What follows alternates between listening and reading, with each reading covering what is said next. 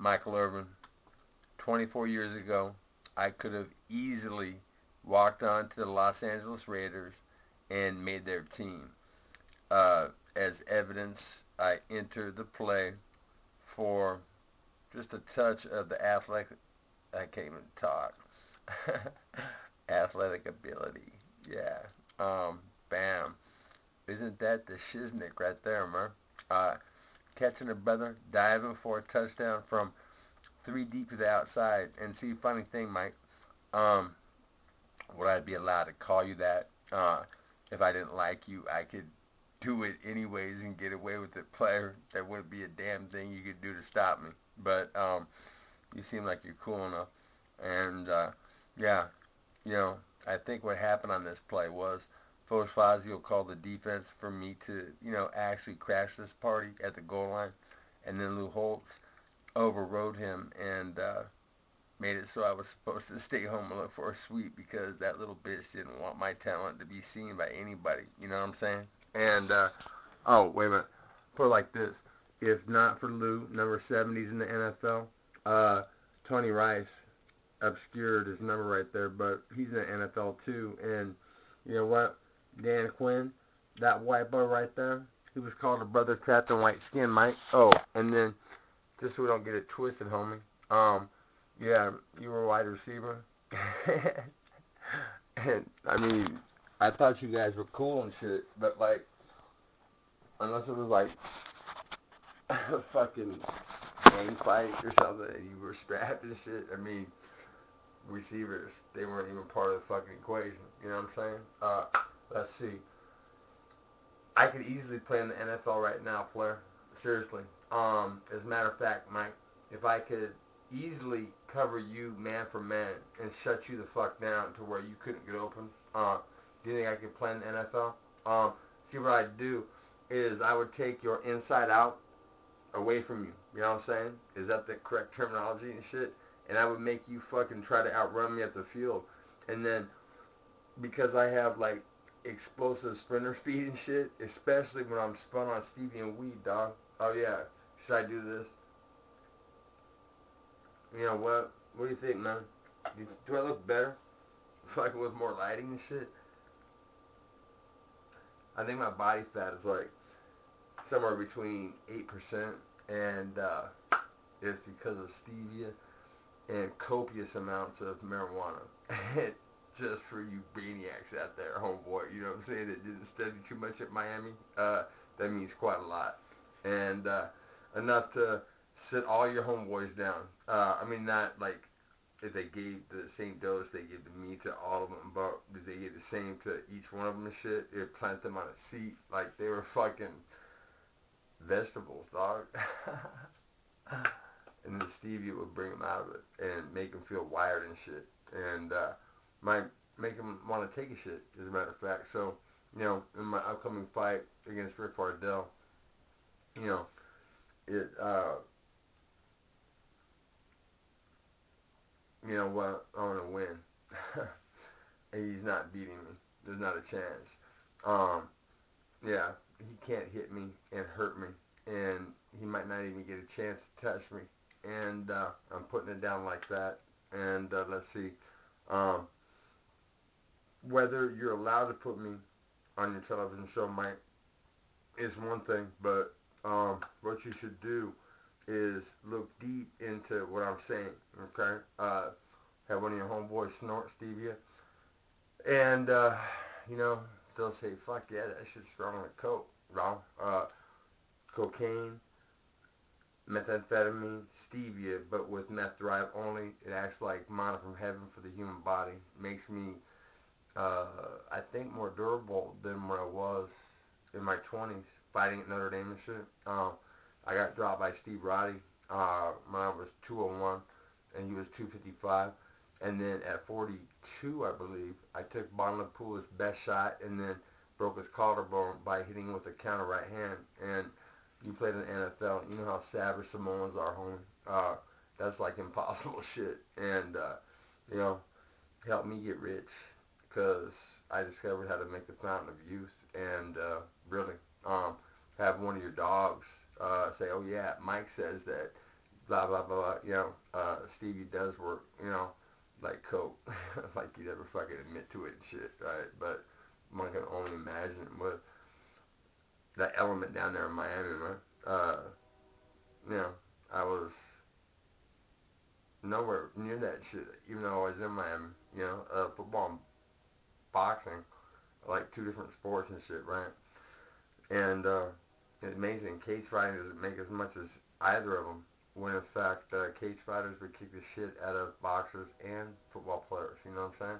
So, I mean, it is what it is, man. You're gonna do what you're gonna do. Are you allowed to do certain things? And they tell you, Mike can't do that because basically you're still a high-priced slave. Um, Maybe not like Oprah Winfrey going through her eating bouts of fucking depression because she can't really do shit except give little trinkets and can't really help and yada yada. And I'm thinking, it would be really cool if like Oprah and Michael put the money together and then made it like FUBU company that did it just as good as Walmart but paid 95% of the profit down and even hired white people. It fucking kicked them in too, even though they haven't really shared all that well over the years and shit. You feel me?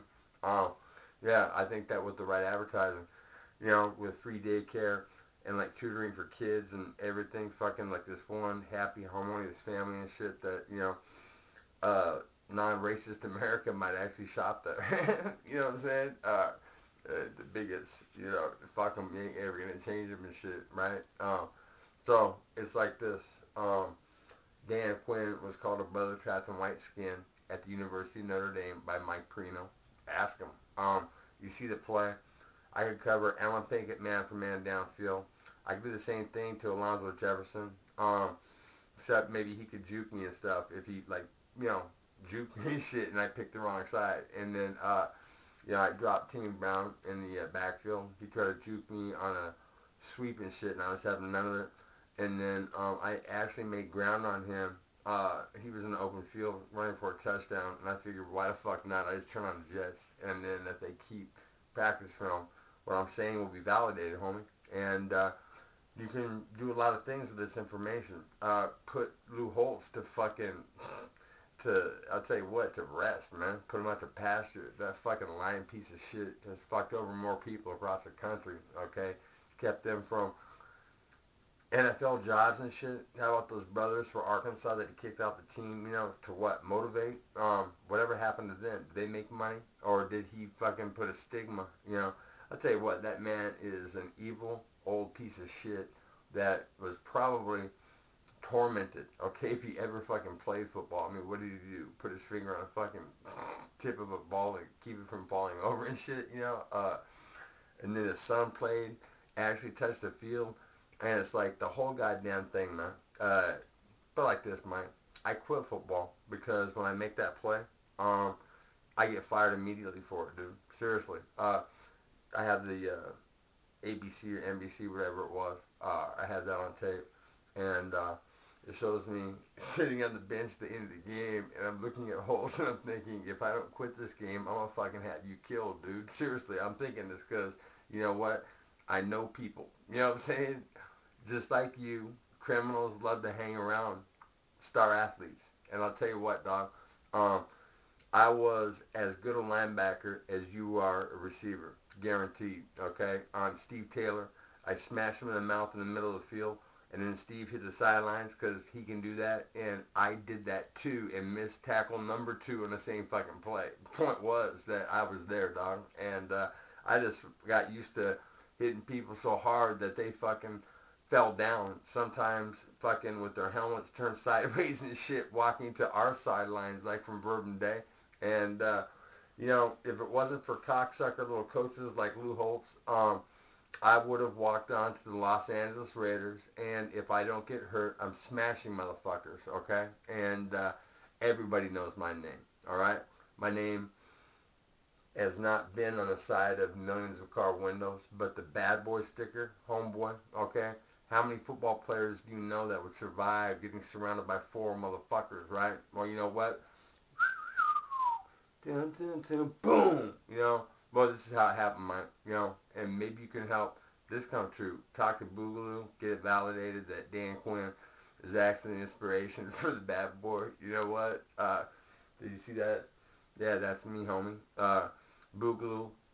He never really answered. I said, what'd you do? Draw the spikes around my wrist to throw off the scent? See, because I was a football player, Mike, and I thought that people that didn't play football had no worth. Seriously. I was conditioned, man. And couldn't understand, like, Big Huey in high school didn't play ball. You know, he could have been cool as fuck, man. Just like my oldest son who chooses not to. And you know what? I actually tried to talk my boys out of it. One listened and one didn't. And you know what? It'd be cool if Michael Irvin could help validate Dan Quinn so his coaches will wake up and realize that, you know what? Teddy Bruschi was a great inside linebacker, but put him in Dan Quinn's body on the play, okay? And where does Teddy go? You know, and it doesn't get there. Feel me? Anyways, yeah. So, Michael Irvin, Dan Quinn at 43 years old has like a body fat percentage of like around 8%. I jumped rope for 30 minutes tonight in front of the gentlemen that were doing the documentary film. And I was talking with them, and they were like blown away. And I'm going to fuck Rick Bardell up on Saturday, and I'm going to claim my first world title. It's perfect timing, man. I'd rather have what I have coming now than go back and be a star in the NFL, man. You know what? You can buy friends. You know what I'm saying? NFL players do it probably quite a bit. I mean, you know, people are hanging on. The friends I have couldn't replace them, man, because you know what? They still act like they know me, and people are like, fuck, this dude's crazy. He's talking shit, right? But I think that planet Earth is crazy if we're tripping on what we're going to get each other for Christmas, and there's people starving within a couple mile radius, right? Don't have enough to eat in this land of plenty. And you know what? I'm tired of being embarrassed to be an American, dude. So, you know what? 23, 24 years after the fact, help Dan Quinn get famous. And you know what? I could cover you man for man, no problem. I would shut you down on the football field, homie. And if you came across the middle, it would be lights motherfucking out.